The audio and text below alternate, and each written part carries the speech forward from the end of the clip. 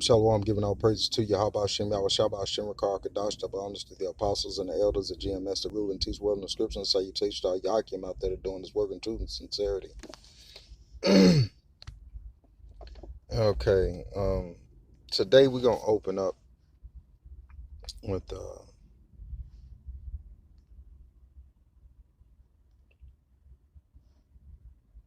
knowing that the power, Yahweh, our true power, the gods of the God, the Father, the Creator of the heavens and the earth, are is one and only, and there's none that can resist his will, that can refute him, because everything under the Most High is a creation. Okay, and going into Yahweh Shai, which Yahweh Shai is the firstborn, so the only begotten Son, and they're about to do a lot of heavy damage to this world. Okay, basically offering certain areas, mainly America and the land of Israel, which have the inhabitants that are not Israelites, but inhabit that land for a sacrifice, for Babylon to be a sacrifice. Babylon being the land that we live in today, known as America. So we'll start out in Romans 13:1, and it reads, "Let every soul be subject unto the high powers, for there is no power but of Yahweh. The powers that be are ordained of Yahweh." Okay, and verbatim it says God, but we know the name of the true and living power. All right. So this is going into basically whether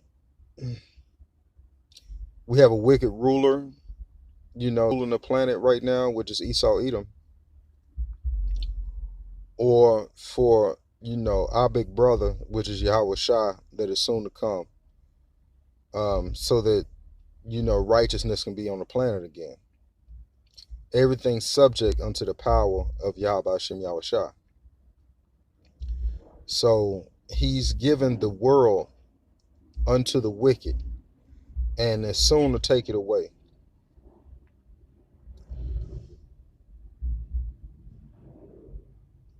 Salakia. Read on. 2. Whosoever therefore resisteth the power resisteth the ordinance of Yahweh, and they that resist shall receive to themselves damnation. For rulers are not a terror to good works, but to the evil. Wilt thou then wilt thou not be afraid of the power? Do that which is good, and thou shalt have praise of the same. And so the only ones that can do good, the only ones that were actually created to do good, are the Negroes, Latinos, and Native Americans, the elect of the Negroes, Latinos, and Native Americans at this particular point. And so after the judgment, after the second death, which is the death by nuclear destruction, which is fire, after the second death, the 2/3 of the nation of Israel, the 2/3 of the Negroes, Latinos, and Native Americans will come back to that particular fold. And so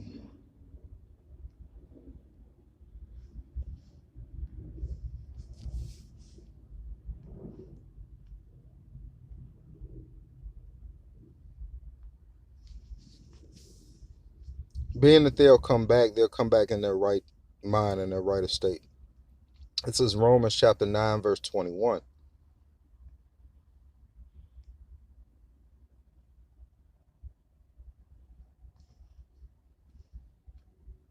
And so this goes into the Lord choosing what vessels are unto honor and what vessels unto dishonor. The vessels that are unto honor are the Negroes, Latinos, and Native Americans. And in this particular time, it'll be the elect, the 1/3 of the nation of Israel. So this is Romans chapter 9, verse 21. Have not the potter power over the clay of the same lump to make one vessel unto honor and another unto dishonor? So you have to understand what's dishonor. Dishonor, knowing that the earth is given into the hands of the wicked, and the Lord is bringing plagues on the planet right now, okay, because it's time for judgment. The sins people have stacked all the way up into heaven, and so they're ready to judge now. All right. So, what if Yahweh, willing to show his wrath and to make his power known, endured with much long from the vessels of wrath fitted to destruction? So, the ones that are ruling, the wicked that are ruling right now, there are vessels. Those are vessels created for destruction. So we created the vessels just to show us power in the end.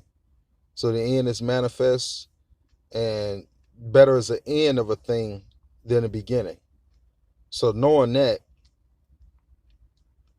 and they might make known the riches of his glory, of the mercy which he had afore prepared unto glory. And so who's being prepared to glory right now?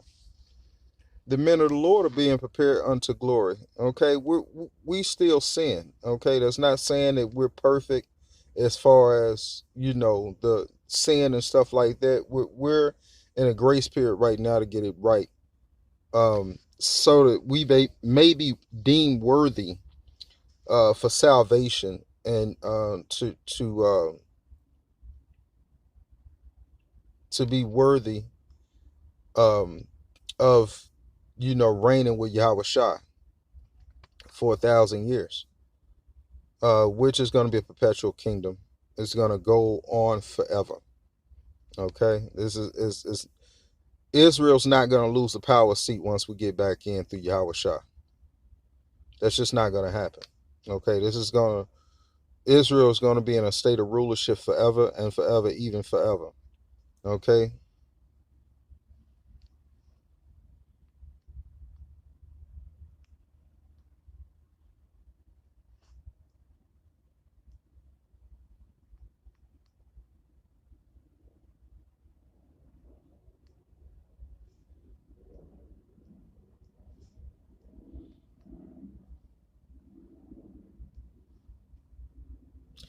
Let's go to Job chapter 9, verse 24.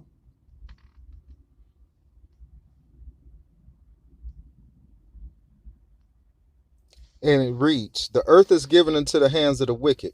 He covereth the faces of the judges thereof. If not, where and who is he? So you have to understand that the earth is given into the hands of the wicked. All you have to do is just look right now and see who's in power. All right. And whoever's in power right now, it'll be Esau, Edom, starting with Amalek, and the rest of the house of Esau, which is the other Edomites, then going down into the other nations, which are the heathen, which are not promised rulership in the kingdom of heaven. So, reading again, Job chapter 9, verse 24, and it reads, the earth is given into the hands of the wicked. He covereth the faces of the judges thereof. Okay. You have to understand during iconoclasm, Salaki, if I'm not saying it right, but that was the destruction of icons, the destruction of the images of the true rulers of the world and the planet and everything under it, which we, at that particular time, had a short period of rulership before the Renaissance era. That's when Esau, Edom got back in power. They went and knocked the noses off a lot of the statues, and they repainted a lot of the arts from it being a dark-skinned, complected man. Okay, which is mainly Judah, Benjamin, and Levi that were over there at that particular time, to the images of their people. And not only that, but the top-notch image that they destroyed is the image of Yahweh Shah, which is a so-called black man. Okay, he is in a point of rulership to destroy the heathen when it gets back. You know, this is going to be one of the infractions of what they did to the Lord and with it. So that going on into like basically the coronavirus, a lot of things, the Brexit.